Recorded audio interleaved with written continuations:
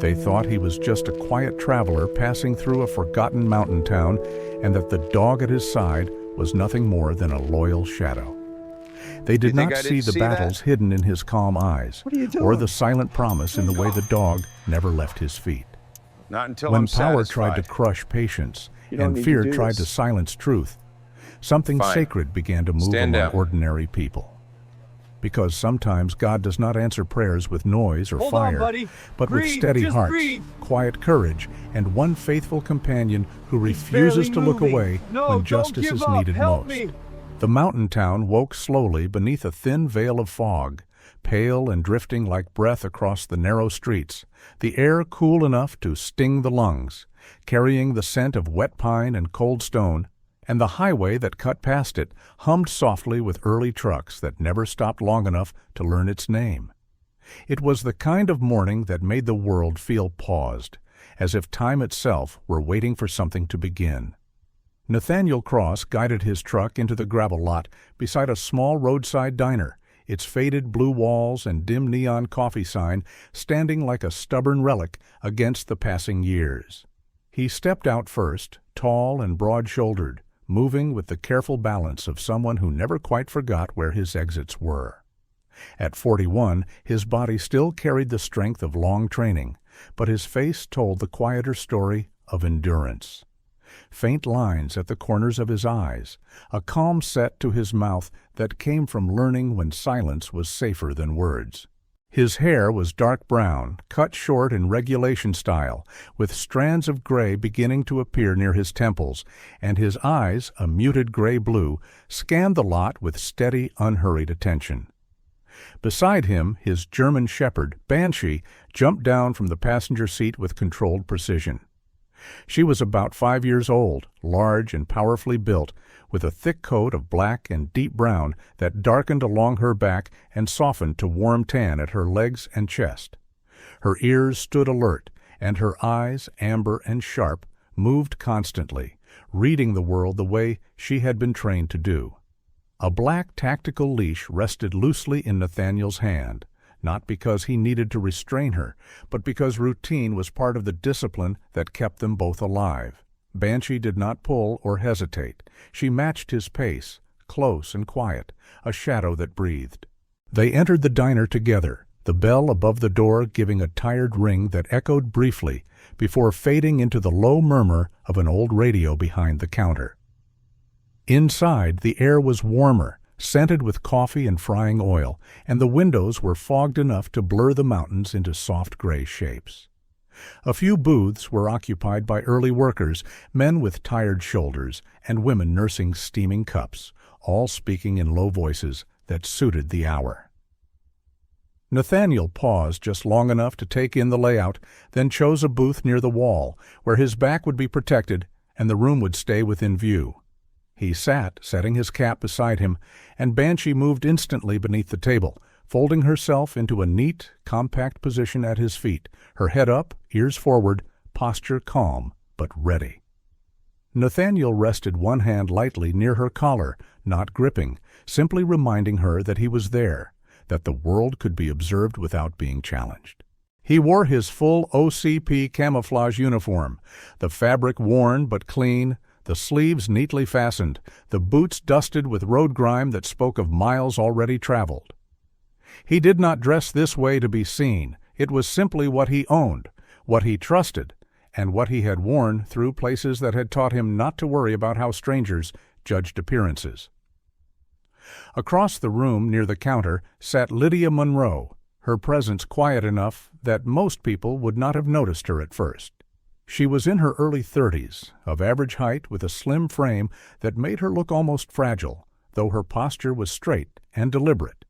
Her brown hair was pulled back into a low practical bun, and faint shadows under her eyes suggested nights spent worrying rather than sleeping. She wore a simple cardigan over a plain blouse, clothing chosen more for comfort than style, and on the counter beside her lay a worn folder, its edges bent, the paper inside clearly handled many times. Lydia worked at the town's small library, a place that saw more dust than visitors, and those who knew her would have said she was kind, thoughtful, and cautious, shaped by an event years earlier when speaking up had cost her more than silence ever did. Now she sipped her coffee slowly, eyes lowered to the folder as if the words inside might change if she stared long enough. A waitress approached Nathaniel's table, a middle-aged woman with tired eyes but a gentle voice, asking what he would like. He ordered simply, speaking softly, thanking her when she nodded and turned away.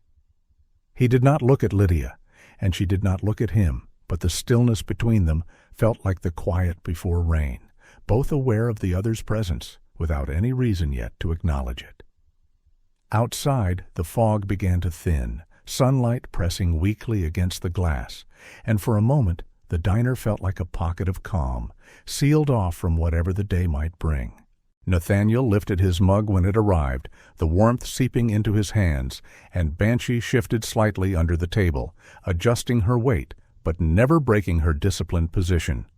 Her gaze moved from door to window to floor, cataloging every sound, every step, not with anxiety, but with the steady attentiveness of a guardian who trusted her training. Lydia turned a page in her folder, then stopped, fingers tightening briefly before she smoothed the paper again. The folder contained reports she had copied and saved, notes she had written in careful, small handwriting, details about incidents that had never been officially acknowledged. She had carried them for months, telling herself she would find the right time, the right person. Yet every morning she came back to the same diner, the same routine, and the same decision to wait just a little longer. She was not weak, but she had learned the cost of being brave in a town where certain uniforms carried more weight than truth. The doorbell rang again as another customer entered, and both Nathaniel and Banshee registered the sound instantly. Nathaniel's eyes lifted, not sharply, just enough to track the movement, then returned to his coffee.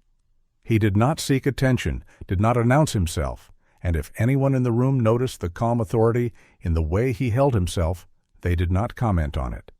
To most, he was simply another traveler passing through, another face that would soon be forgotten. Banshee's ears twitched at a sudden laugh from the far end of the diner, and her tail gave a single, slow movement before settling again. Nathaniel felt it through the floor, a subtle shift in her balance, and he lowered his hand a fraction closer to her neck, an unspoken signal that told her everything was still under control. This was not a battlefield, he reminded her, and she understood because she had learned to read not just his commands, but the rhythm of his breathing, the quiet cues that mattered more than shouted orders ever could. Lydia finally lifted her eyes just briefly, and they passed over Nathaniel without recognition, then down to the shape beneath his table, where Banshee lay. For a moment, something like comfort crossed her face, the simple reassurance that came from seeing a well-trained dog, a creature that understood rules and loyalty in ways people sometimes did not. She did not smile, but her shoulders eased just a little, as if the presence of that silent guardian made the room feel less uncertain. The waitress returned with Nathaniel's food, setting the plate down carefully, and he thanked her again, the words quiet but sincere. He began to eat, movements unhurried, each bite taken with the patience of someone who had learned never to rush what might be his only peaceful moment of the day. Banshee remained still, alert but relaxed, her breathing slow and steady, a mirror of her handler's calm. Outside, the fog continued to lift, revealing the sharp outlines of the mountains beyond the town, dark and immovable, watching over streets that had seen too many stories begin and end in silence. Inside the diner, nothing yet had happened, and yet, in the stillness between strangers, there was the sense that something had already shifted, that this quiet morning would not remain untouched. Nathaniel finished his coffee and rested his hand briefly against Banshee's shoulder, a small, grounding gesture that anchored them both to the present moment. Lydia closed her folder, sliding it closer to herself, as if preparing for a decision she was not ready to make. And the radio behind the counter switched to a different song, soft and almost hopeful. For now there was only this, A man who had chosen the quiet table, a dog who watched the world without fear, and a woman who carried more truth than she knew what to do with, all sharing the same small space as the mountain town slowly woke around them.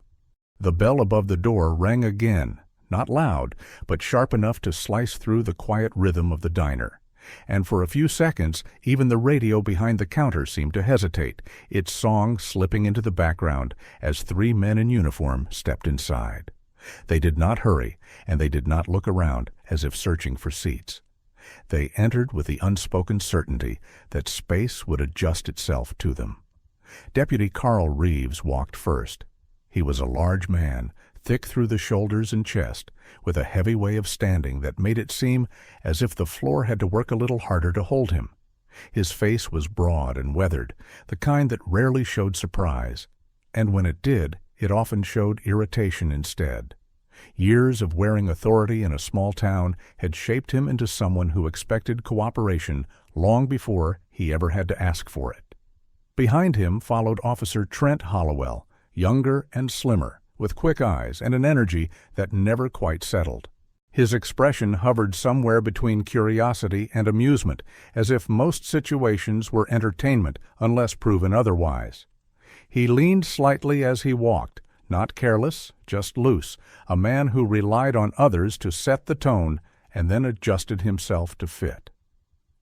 The last was Officer Mason Pike. He was older than the other two, with gray already creeping into his hair and deep lines beside his mouth that never fully relaxed.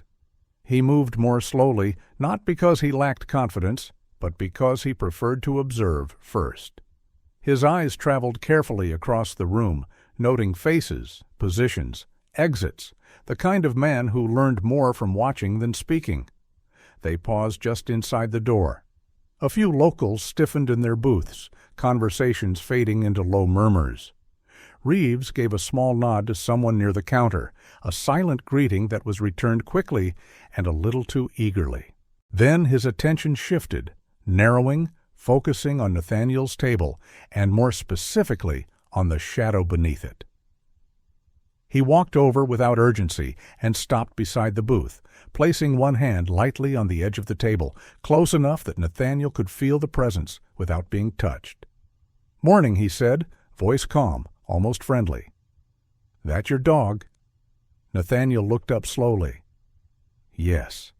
Reeves's eyes dropped to Banshee, tracing the line of her back, the angle of her ears, the stillness that spoke of training rather than fear. "Fine animal," he said. "Dogs like that usually need special clearance in town limits, public spaces and all."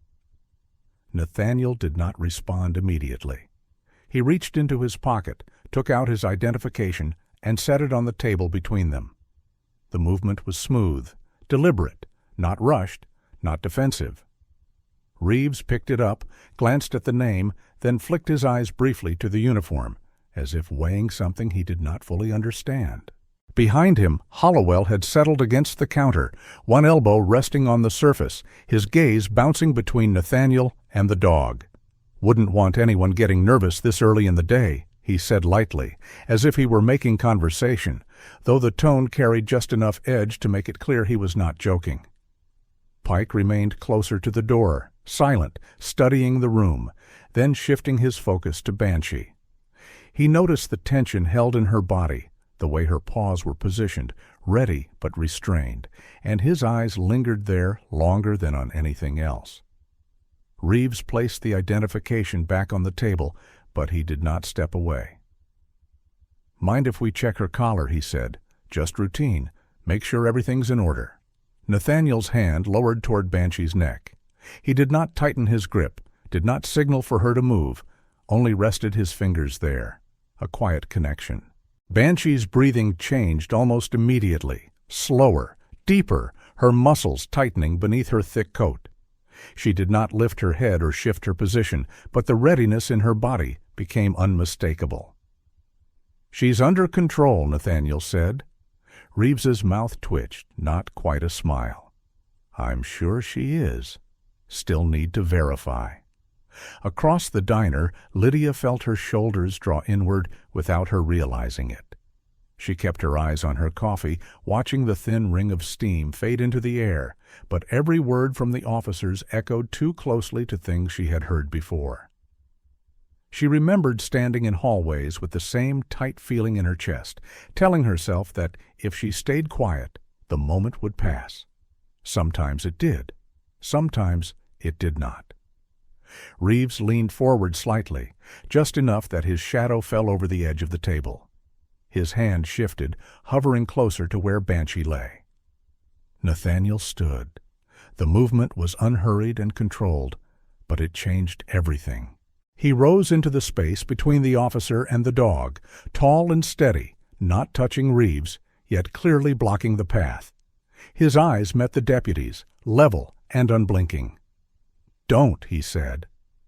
The word was soft, but the room felt as if someone had turned down the volume on everything else. Hollowell straightened from the counter, his expression sharpening. Pike adjusted his stance, one foot sliding back just enough to brace himself if needed. Reeves's jaw tightened. "Step outside with the dog," he said. "We'll handle this away from the customers." "I'm eating," Nathaniel replied. "I'll leave when I'm done." For a few seconds no one spoke. The radio kept playing, a slow song about open roads and empty skies, completely unaware of the tension pressing into the small space. Lydia's fingers curled around her cup until the warmth almost burned, and she wondered, not for the first time, what courage was supposed to feel like, and why it always seemed to arrive too late. "Sir," Reeves said finally, his voice cooler now, "we're responsible for safety in this town. Failure to cooperate can lead to detainment." He said it as if reading from memory, the kind of sentence that carried more weight because it was meant to sound official, inevitable. Hollowell took a small step forward, stopping just behind Reeves's shoulder. "Let's not turn this into something it doesn't have to be," he said, though his eyes kept flicking to Banshee, measuring her uncertain. "Everyone here is safe," Nathaniel said. The silence that followed felt heavier than before. Lydia stared down at the folder beside her cup, at the worn corners and creased pages, at the evidence of how long she had been waiting for someone else to speak first.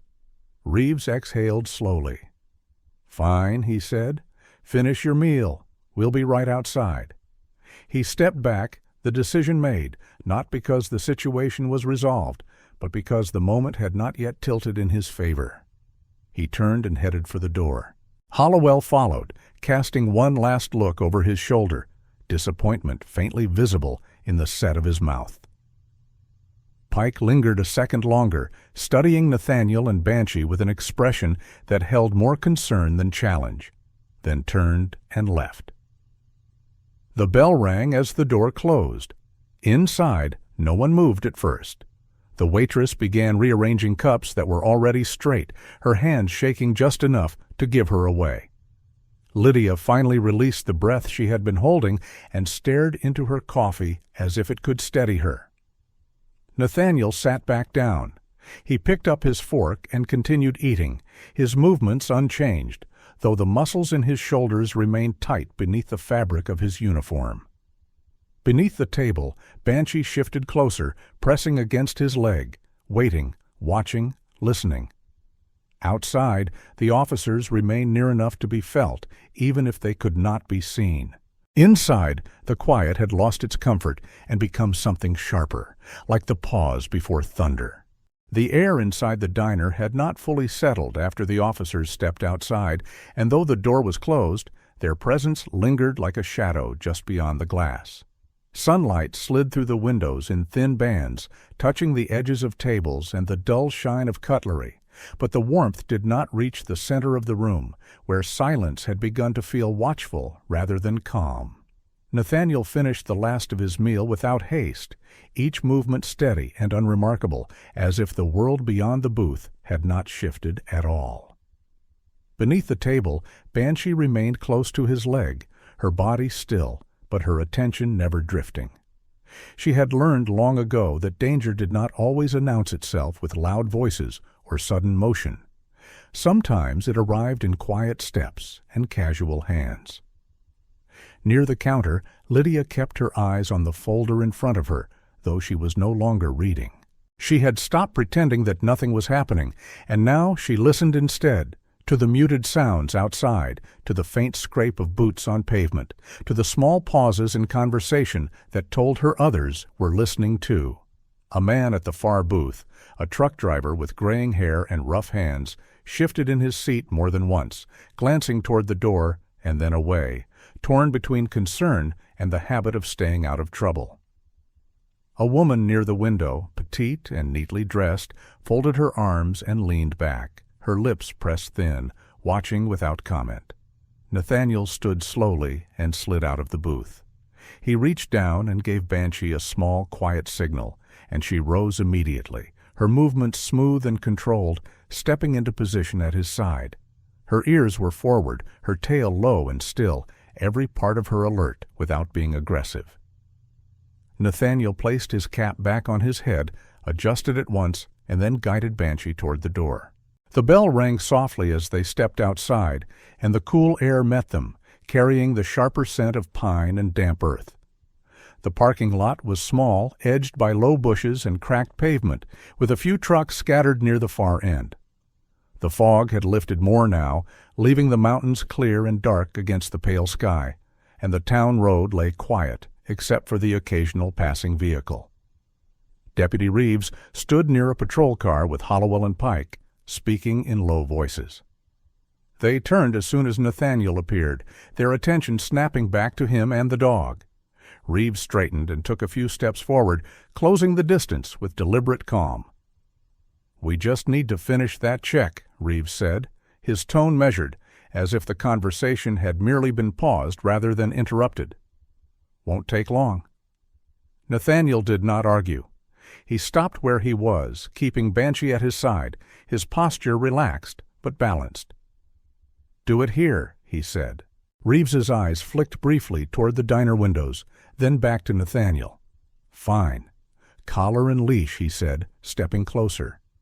Hollowell remained near the patrol car, arms loosely crossed, watching with interest, while Pike stayed slightly behind Reeves, his gaze moving between Nathaniel and Banshee, alert to shifts in posture and tone.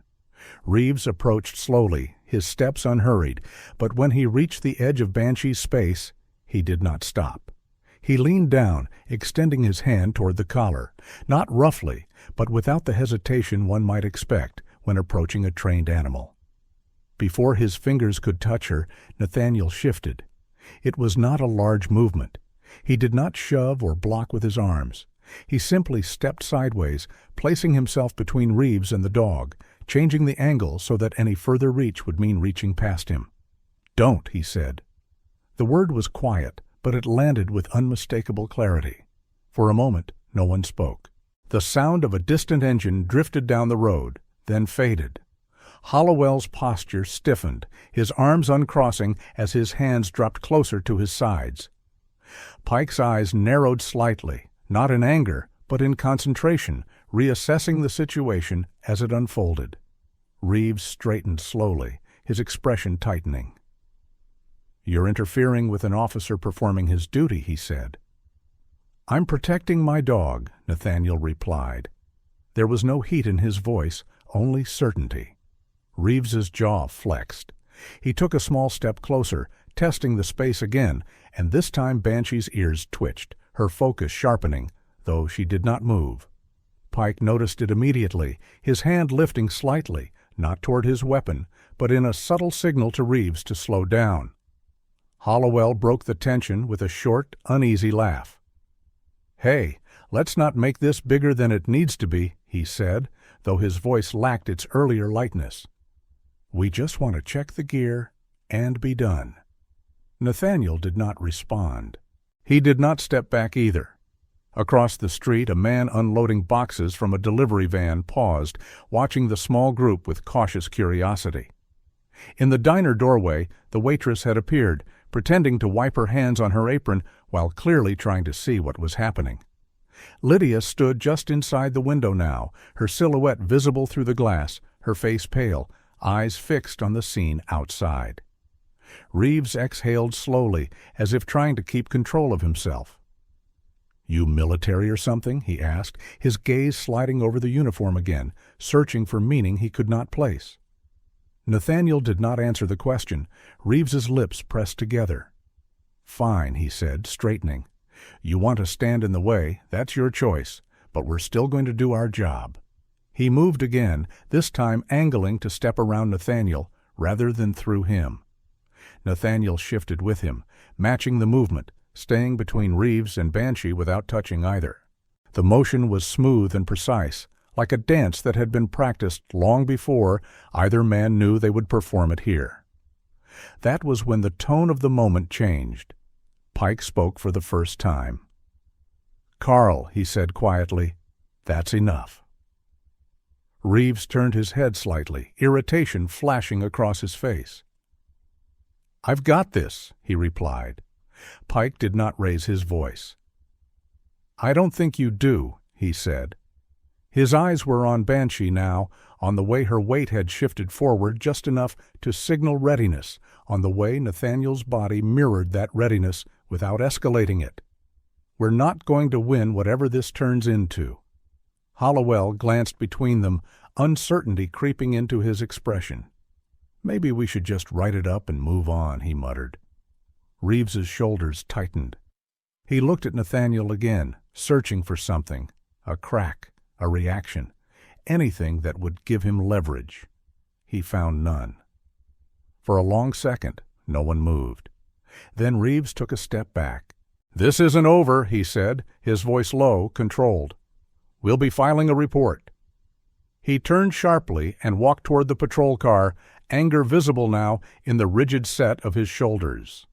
Hollowell hesitated, then followed, casting one last look at Nathaniel that held more confusion than hostility. Pike lingered a moment, his gaze meeting Nathaniel's briefly, not in challenge, but in acknowledgment. Then he, too, turned and went to the car. The engine started. Gravel shifted under tires. The patrol car pulled out of the lot and disappeared down the road, leaving the space suddenly quiet again, the kind of quiet that felt fragile rather than peaceful. Nathaniel did not move right away. He stood still, letting the tension drain slowly from his muscles, then looked down at Banshee. "Easy," he murmured, and she relaxed just enough to show she had heard him. From the doorway, the waitress let out a breath and stepped back inside. The man across the street returned to his boxes. Inside the diner, conversations began again, hesitant at first, then gradually finding their rhythm. Lydia remained at the window, her heart still beating too fast, her thoughts tangled. She had watched the entire exchange, had seen how easily things could have gone wrong, and how they had not this time. Something inside her shifted, subtle but undeniable, a small crack in the wall she had built around herself. Nathaniel turned and guided Banshee back toward the diner entrance, the bell ringing softly as they stepped inside once more, carrying with them the weight of what had almost happened and the quiet certainty that it was not yet finished. The patrol car did not go far. It stopped just down the street, close enough that its presence could still be felt, close enough that anyone looking through the diner windows would know the officers had not truly left.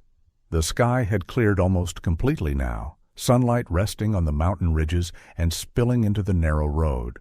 But the warmth of it did little to soften the tension that had followed Nathaniel and Banshee back inside.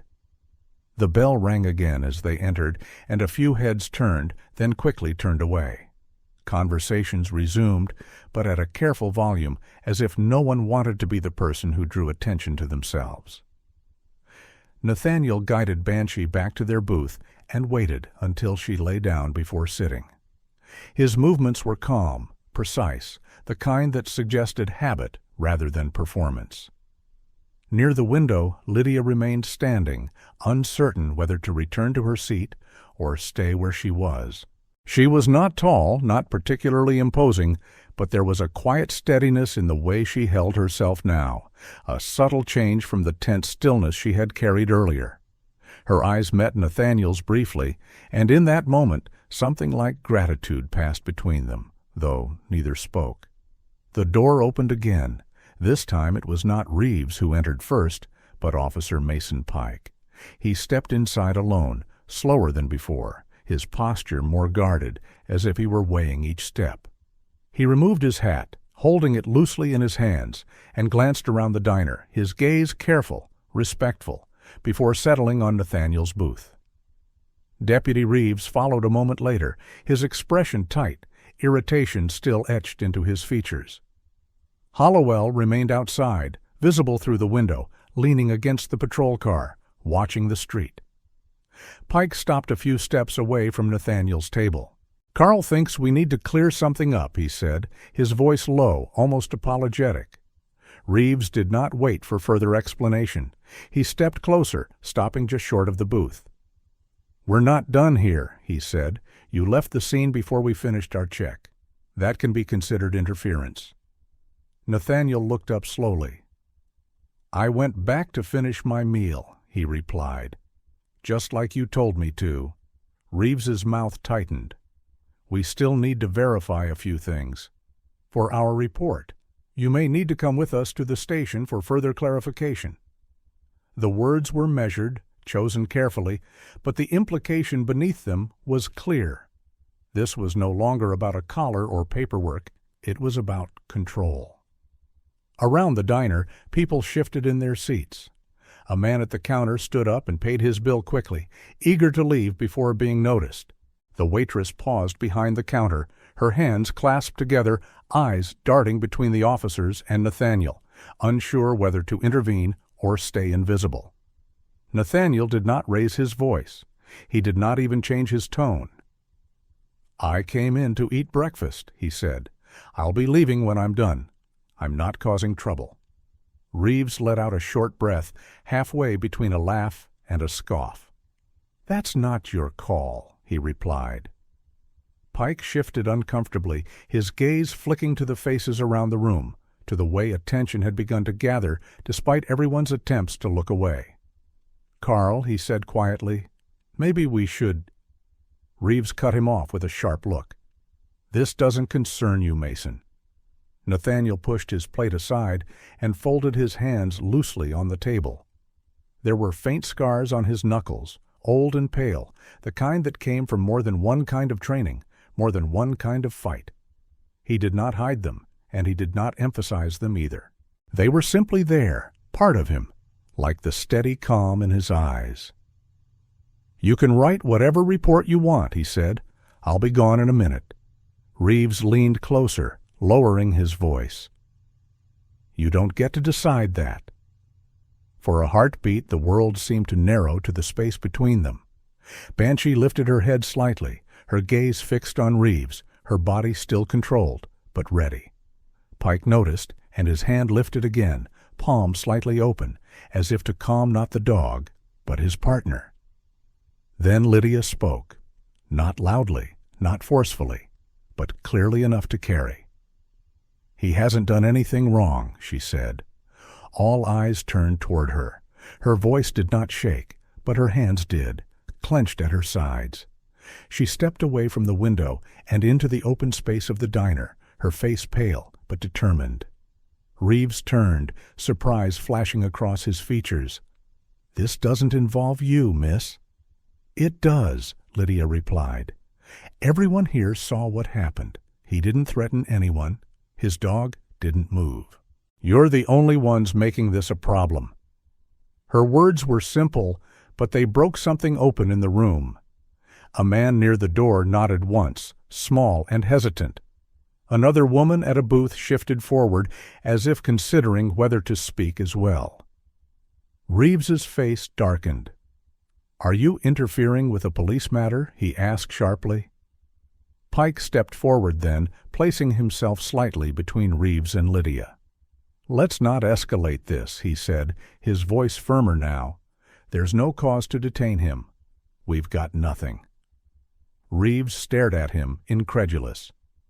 "You're taking his side now." "I'm taking the side of not making this worse," Pike replied. Silence fell again, heavier than before, charged with the weight of choices being made in real time. Reeves looked around the diner, at the faces that were no longer fully turned away, at the dog whose stillness felt more threatening than any snarl, at the man in front of him who had not once raised his voice or flinched. His jaw worked, frustration burning just beneath the surface. "Fine," he said at last. "We'll note your refusal to cooperate." Nathaniel met his gaze. "I didn't refuse," he said. "I complied with everything you asked. I just didn't leave when you wanted me to." Reeves said nothing more. He turned sharply and walked out. Pike hesitated, then gave Nathaniel a brief, almost apologetic nod before following him. Outside, Hollowell straightened as they approached, reading the tension on Reeves's face and understanding that whatever authority he had hoped to display had slipped, at least for now. The patrol car pulled away a moment later, tires crunching over gravel, disappearing down the road. Inside, the diner seemed to exhale. The waitress moved first, returning to her tasks with shaky efficiency. Conversations restarted, uncertain at first, then slowly regaining their natural flow. Lydia remained standing for a moment, her heart still racing, then sank back into her seat, suddenly aware of how much courage it had taken to speak. Nathaniel looked at her, his expression unchanged, but something softer in his eyes. "Thank you," he said quietly. She nodded, unable to find words yet. Nathaniel turned back to Banshee and gave her a small signal. She relaxed, lowering her head to the floor once more, the moment of readiness passing. Outside, the town returned to its slow rhythm, sunlight on quiet streets, mountains standing watch, unaware of how close something small and ugly had come to growing into something much worse. Inside, scars that did not show on paper had brushed against each other, recognized, and for a brief moment, refused to look away. The diner did not return to normal all at once after the patrol car disappeared down the road. It happened slowly, in small pieces, like breath coming back after being held too long. Chairs shifted, cups were lifted again, and voices crept back into the air, cautious and uneven. Sunlight moved across the floor, no longer blocked by shadows at the windows, and the quiet that remained was no longer sharp, only tired. Nathaniel stayed where he was, one hand resting near Banshee's collar, not because she needed restraint, but because the habit of staying connected never left him. Banshee lay with her head down now, ears still alert, eyes half-lidded but never fully relaxed, her body language calm yet ready, the posture of a dog trained to rest without surrendering awareness. Her coat caught the light in soft bands of brown and black, and a faint scar ran along the edge of one ear, a reminder of training days that had demanded more than comfort. Lydia sat again, her legs unsteady beneath the table, her heart still beating faster than she wanted to admit. Speaking out had cost her more energy than she had expected, and now that the moment had passed, she felt exposed, as if every eye in the diner could still see the tremor in her hands. She reached for her folder without looking, intending to steady herself with something familiar, something that belonged to the quiet routines of her life. Her fingers brushed the edge of the folder, but instead of closing around it, they caught the corner and tipped it forward. The folder slid off the counter and dropped to the floor beside her chair, the sound sharper than she expected in the sudden hush that followed. Papers slipped free, scattering under the table and across the narrow space between booths, pale sheets marked with handwriting and clipped reports, their corners curling from too many times being folded and unfolded. Lydia froze. For a moment she simply stared at the mess at her feet, heat rushing to her face, her chest tightening with the familiar fear that came whenever something she tried to keep hidden found its way into the open. She moved to stand, too quickly, her chair scraping softly against the floor. Nathaniel was already leaning down. He did not rush, he did not draw attention to himself. He simply bent, long and steady, and began gathering the papers nearest to him, careful not to step on any, careful not to make the moment larger than it needed to be. Banshee shifted slightly to give him space, lifting her head to watch his hands, then settling again when she saw there was no threat. Lydia knelt too, her movements awkward, her fingers trembling as she reached for the scattered pages. Their hands did not touch, but they worked in the same small space, side by side, quiet and focused. As Nathaniel picked up one of the sheets, his eyes moved across it without intention, the way eyes do when something passes through their field of vision. He saw dates, brief notes, and repeated phrases that did not belong in routine reports. Hospital intake, injuries inconsistent with explanation, names that appeared more than once. He did not react. He did not pause. He did not let his expression change. He gathered the rest of the pages, stacked them neatly, and slid them back toward Lydia, placing the folder on top to keep everything together. His movements were deliberate, respectful, as if handling something fragile. Lydia took the folder from him, her hands tightening around it as if it were the only thing keeping her upright. She looked up then, finally meeting his eyes. There was no accusation in his gaze, no curiosity that demanded answers, only understanding. In that brief look, Lydia felt something inside her shift, a small crack forming in the wall she had built to protect herself. For months she had carried those papers like a burden she could not share, telling herself that no one would believe her, that speaking would only make things worse.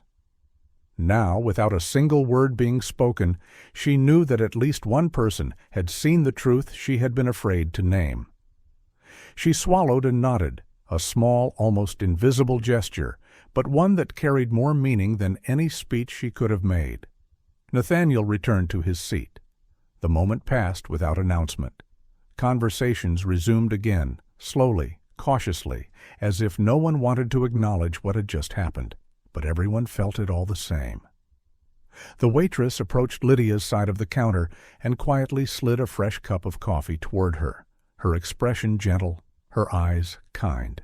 She did not ask questions, but her presence carried a quiet message of support that Lydia felt deeply. Outside, a stray cat wandered near the edge of the parking lot, thin and gray, its fur patchy from age and weather, moving with the careful steps of a creature that had learned to survive without expecting kindness. It paused near the window, sniffed the air, and then continued on, unnoticed by most, another small life passing through the edges of the day. Nathaniel finished what remained of his meal, wiping his hands on a napkin before resting them again near Banshee's collar. He did not look at the door or the road beyond it, but he was aware of every sound, every shift in the room, the way he always was. He had learned long ago that danger rarely announced itself twice. Lydia held the folder on her lap now, her fingers tracing the worn edges. The fear was still there, heavy and familiar, but something else had joined it, quieter but steadier. A sense that silence did not have to be permanent, that it could be broken in small ways before it ever shattered completely. She looked toward Nathaniel again, wanting to say something, anything, but words felt too large for the fragile understanding that had just passed between them. Instead, she offered a small, tentative smile, one that trembled but did not disappear. Nathaniel met it with a brief nod. It was not comfort, and it was not promise, but it was recognition. And sometimes that was enough to begin. Banshee shifted under the table, lifting her head to glance at Lydia, then resting it again on her paws, the quiet guardian resuming her watch as if nothing unusual had happened. But Lydia noticed, and for the first time in a long while, she felt less alone in the room. Outside, the road remained empty, the patrol car nowhere in sight, the mountains standing indifferent and calm, as if nothing of consequence had occurred. Yet inside the diner, something had changed, small and unseen, but real. A silence that had once protected fear had begun to loosen its grip. The afternoon had begun to settle into a quieter rhythm when the door opened again, not with the sharp confidence of local authority, but with the measured patience of people who were used to entering rooms already tense. Sunlight angled through the windows, drawing long lines across the floor, and dust drifted lazily in the air, caught in the glow. The radio continued playing, but its cheerful tune felt distant, as if the diner itself had learned to listen for footsteps more than music. Inspector Vaughn Keller stepped inside first. He was in his mid-50s, tall but slightly stooped from years of carrying more weight than his frame suggested, with steel-gray hair cut short and eyes that missed very little. His suit was plain, dark and practical, the kind chosen for long days rather than ceremony, and his expression held the calm reserve of someone who had learned not to announce conclusions before gathering facts. There was nothing dramatic about his presence, yet the room seemed to recognize authority of a different kind, quieter and heavier. Behind him came two state investigators. The first was Mara Ellison, a woman in her early 40s, with auburn hair pulled into a tight bun, her posture straight and attentive, her eyes sharp with focus rather than suspicion. She carried a small notebook in one hand and moved with the efficiency of someone who had spent years documenting what others preferred not to say aloud. The second was Daniel Price, younger, broad-shouldered, with close-cropped hair and a face that still held traces of youthful openness, though his eyes had already learned caution. He wore plain clothes but stood with the unmistakable stance of someone trained to protect rather than provoke. They paused just inside the doorway, letting the room settle before stepping further. Conversations faltered. A few people lowered their voices. The waitress glanced up from behind the counter, recognition flickering across her face, not of names, but of purpose. Keller's gaze moved slowly across the diner, taking in the arrangement of tables, the scattered customers, the posture of people who had only recently begun to breathe again after holding it too long. His eyes lingered briefly near the window, where Lydia sat with her folder on her lap, her hands clasped around it as if it were an anchor. She felt his attention and straightened unconsciously, unsure whether to feel relieved or afraid. Then Keller's eyes shifted to Nathaniel. It was not the uniform that held his attention, though he noted it, nor the quiet stillness of the dog beneath the table, though that did not escape him either. It was the way Nathaniel sat, shoulders squared but not rigid, eyes lifted but not challenging, body positioned with subtle awareness of every person in the room. Keller had seen that posture before, in briefing rooms and field sites, in men and women who had learned to read danger as naturally as weather.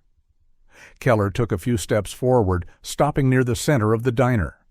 Before anyone could speak, he raised one hand, palm open, not in command, but in quiet request. "Everyone stay where you are," he said. "No one is in trouble." The words were simple, but they carried a steadiness that calmed more than it alarmed. People hesitated, then remained in their seats. The waitress nodded and stepped back behind the counter, hands folded in front of her.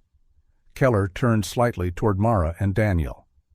"Let's take a look around," he said quietly. They moved in different directions, not hurried, not intrusive, simply observing. Mara glanced at the counter, at the stack of cups, at the register, noting details that might later matter. Daniel drifted toward the far booths, his gaze respectful, offering small nods to the customers he passed, careful not to startle or intimidate. Keller approached Nathaniel's table last. Banshee lifted her head, ears forward, eyes fixed on the man approaching. Her body remained still, but the readiness in her muscles was unmistakable.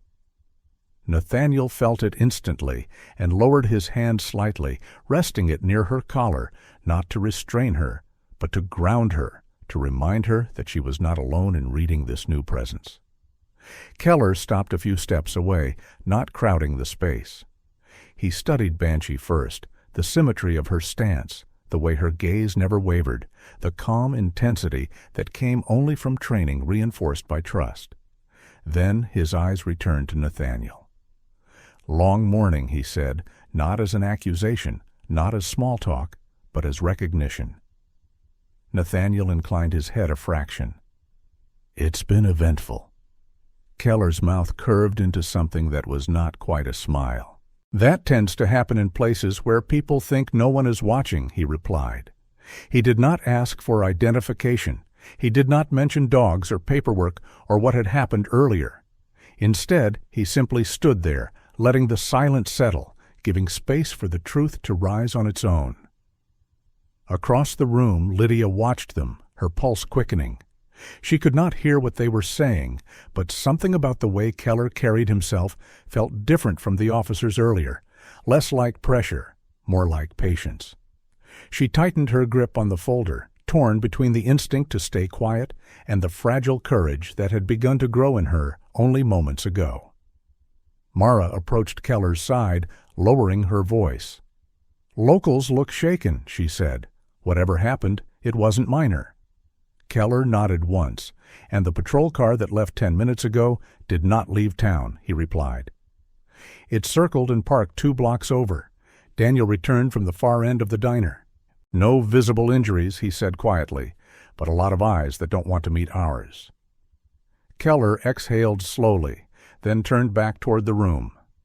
"Folks," he said, still calm, still even, "we're here because we've received several anonymous reports over the past few months. Complaints about how certain situations have been handled. We're not here to accuse anyone in this room. We're here to listen." A murmur moved through the diner, hesitant and uncertain. Lydia felt her throat tighten. Anonymous reports. The words echoed in her mind, uncomfortably close to her own quiet attempts to be heard. Keller's gaze drifted back to Nathaniel for a brief moment, then moved on, scanning the faces around the room. "If anyone saw or experienced something today that made them uncomfortable," he continued, "you're not required to speak now, but you will have the chance."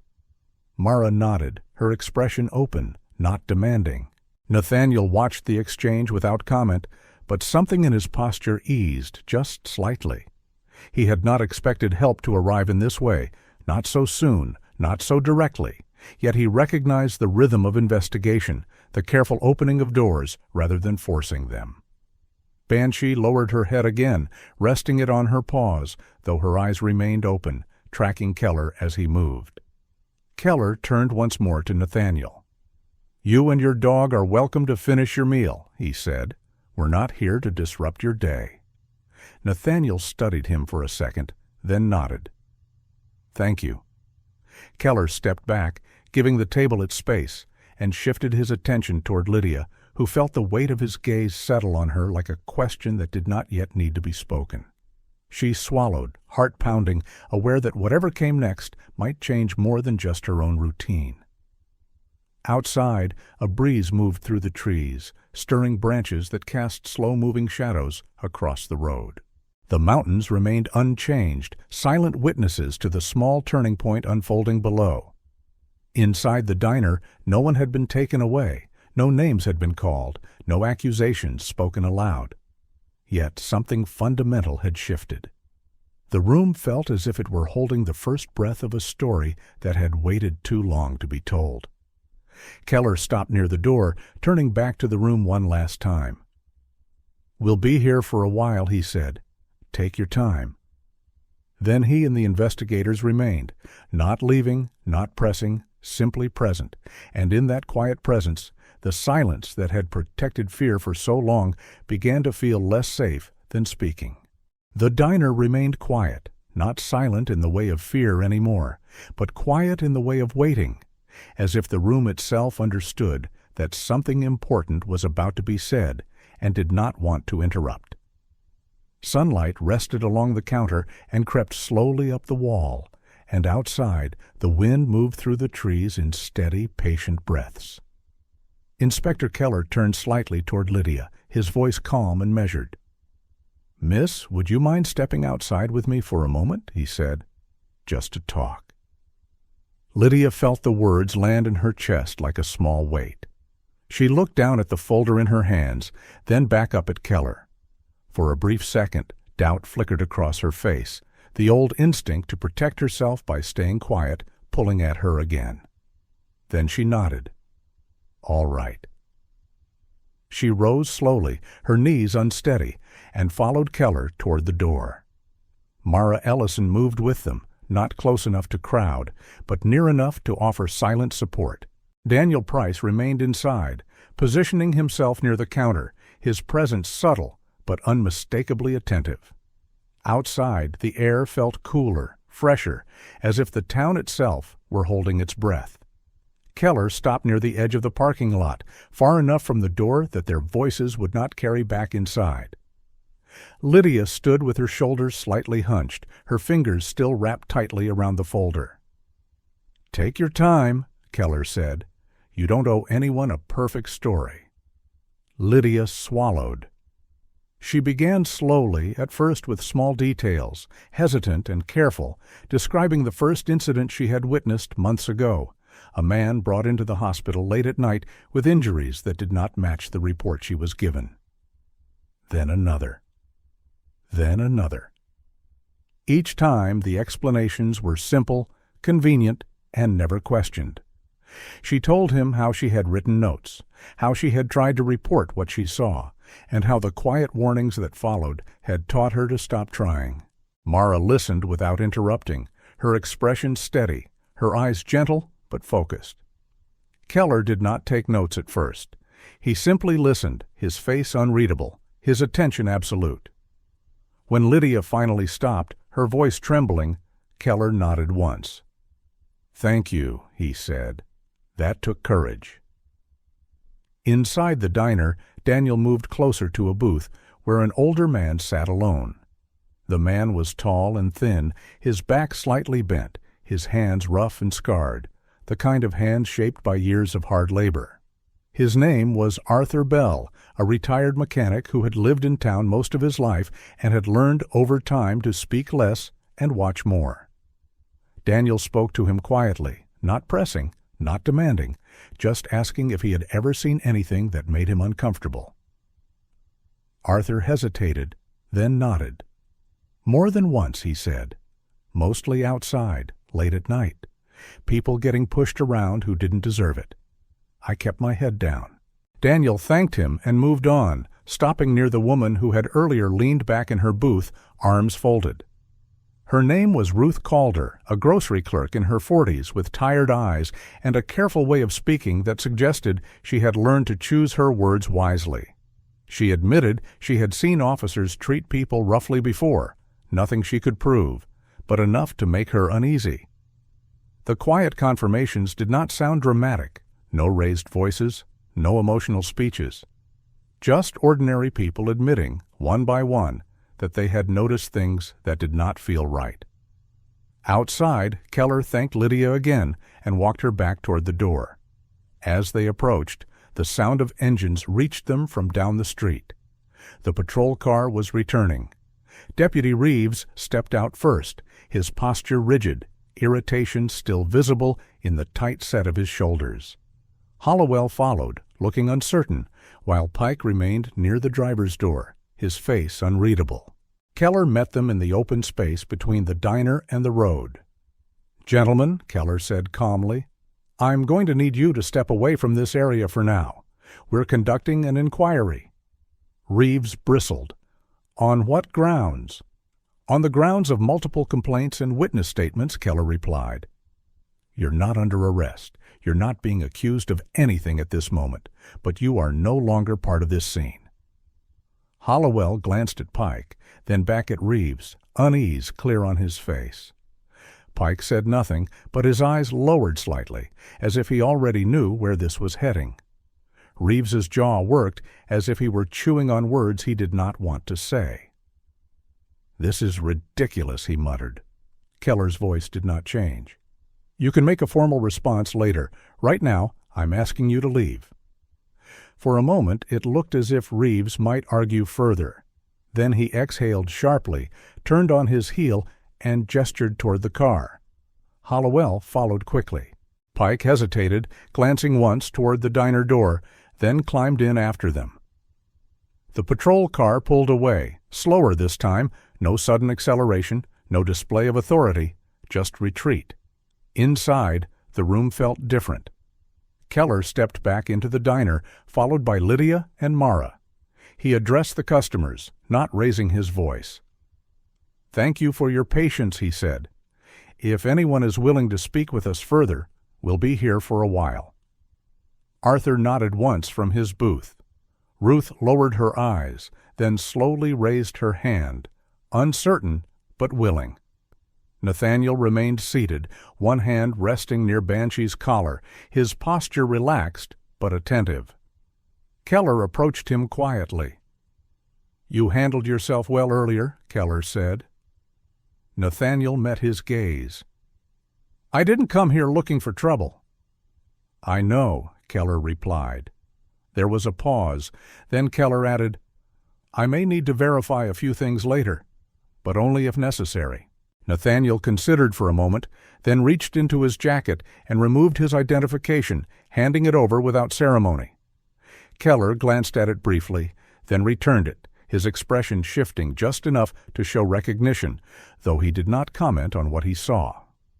"That won't be necessary for now," Keller said. No one was handcuffed, no one was escorted out in anger, no one raised their voice. And yet, the balance of power in the small diner had shifted completely, not through force, but through presence and quiet persistence. Lydia returned to her seat, her legs still trembling, but her breathing steadier.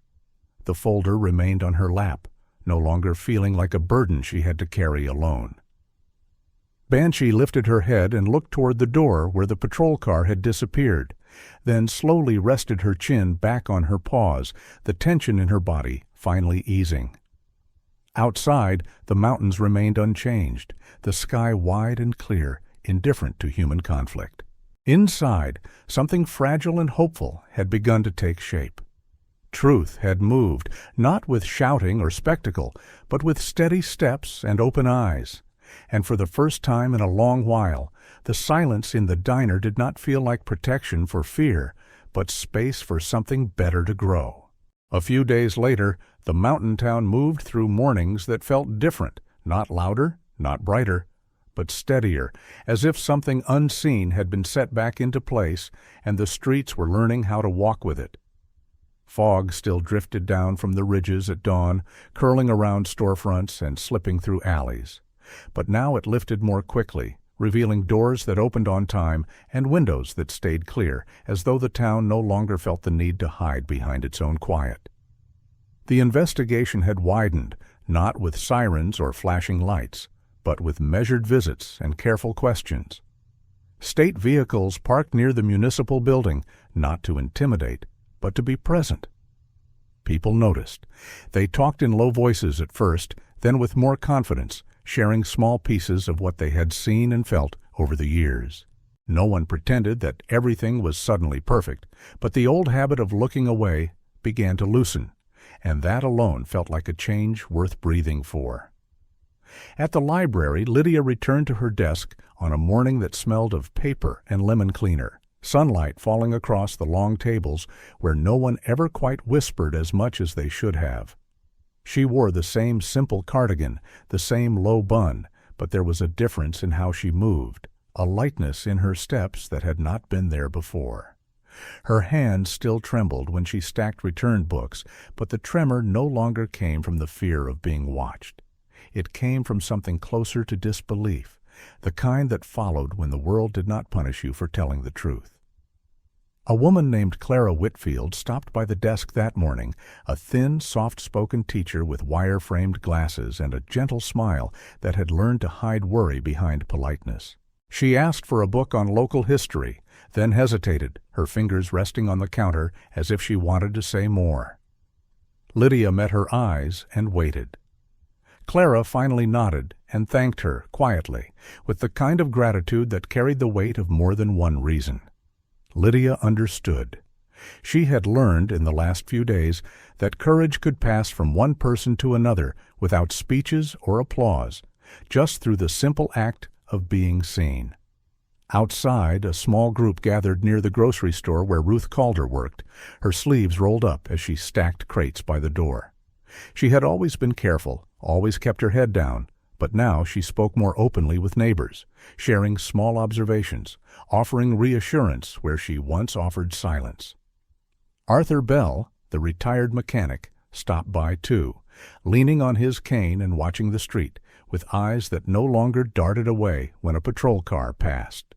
The badge still carried authority, but it no longer owned the entire conversation. Down by the edge of town, where the road curved toward the mountains, Nathaniel loaded the last of his gear into the back of his truck. He worked without hurry, folding blankets, securing straps, checking that nothing would shift once the road grew narrow and uneven. His uniform was replaced by a worn jacket and dark jeans now, the fabric easier for long drives, though the posture beneath it remained the same, steady and alert, shaped by years that did not loosen their hold easily. Banshee waited nearby, sitting on the gravel with her tail curled neatly around her paws, ears turning at every distant sound. But her body relaxed, the tension of the diner long gone. Her coat shone in the morning light, the deep brown along her legs warm against the darker black of her back, and when Nathaniel knelt to check her harness, she leaned into his touch with quiet trust, the way she always did when the work was done and the world felt momentarily safe. A man approached from the direction of the diner, walking with an uncertain step that grew more confident as he drew closer. His name was Harold Mays, a local delivery driver in his early 50s, with a soft belly and a face shaped by years of early mornings and long routes. He had watched the events of that day from a distance, and had spent the night since turning them over in his mind, wishing he had spoken sooner. Now he cleared his throat and offered Nathaniel a small paper bag. "It's nothing much," he said, eyes dropping briefly to the ground. "Just some sandwiches for the road. Thought you might not have time to stop again." Nathaniel accepted the bag, surprised but grateful. "Thank you," he said. Harold nodded, then looked at Banshee. "Good dog," he added, reaching out but stopping short, unsure whether it was right to touch. Banshee watched him calmly, then gave a slow wag of her tail. Permission enough? Harold smiled, the lines in his face softening, and then he stepped back, as if he had said what he came to say. Near the curb, Lydia stood with her folder tucked under one arm, watching from a short distance. She hesitated, then walked over, her steps light, but determined. She did not know how to thank someone who had never asked for thanks, but she knew she did not want him to leave without knowing that his presence had mattered. "You helped," she said simply. Nathaniel met her gaze. "You did more than I did," he replied. Lydia shook her head, but she smiled, small and sincere. "Maybe," she said, "but it was easier not to be afraid when you were there." He nodded once, understanding more than her words could fully say. "Keep going," he told her quietly. She promised she would, not with dramatic vows, but with the quiet confidence of someone who had already begun. The town did not gather to watch them leave. There were no speeches, no waves, only a few people standing where their daily routines happened to intersect with this moment, offering nods and small gestures that carried more meaning than ceremony ever could. Nathaniel climbed into the driver's seat, Banshee jumping lightly into the passenger side and settling with her chin near the window, eyes bright with the anticipation of movement. The engine started, low and steady. The truck rolled forward, tires crunching over gravel, then easing onto the narrow road that led into the rising green of the mountains. Fog waited there, soft and familiar, wrapping around the vehicle as it climbed, blurring the edges of trees and sky into gentle shapes. Inside the cab, Nathaniel rested one hand on the wheel and glanced at Banshee, who watched the road ahead with the calm curiosity of a creature who trusted where she was being taken. He did not look back. He had learned that some places were best remembered not by watching them disappear, but by carrying what they had changed. Behind them, the town continued its day, not perfect, not healed, but no longer bent beneath the weight of unspoken things. Doors opened. Conversations carried a little farther down sidewalks. The badge remained, but it no longer spoke alone. And in the quiet that followed, those who stayed finally found that they could stand. If this story touched your heart, let it remind you that you are never truly alone, even when the road feels quiet and heavy. Trust that God sees every tear, every fear, and every brave step you take, and that He can use even the smallest voice to bring light into dark places. Take this message with you into your own life. Be gentle, be brave, and be willing to stand for what is right, even when it feels uncomfortable. If you believe in quiet miracles and the power of faith, please share this story so it can reach someone who needs hope today. Leave a comment with the word Amen if you believe that God still works through ordinary people and unseen moments. And if you would like more stories of courage, faith, and redemption, please subscribe to the channel and walk this journey with us. May God bless you, protect you, and fill your days with peace and strength.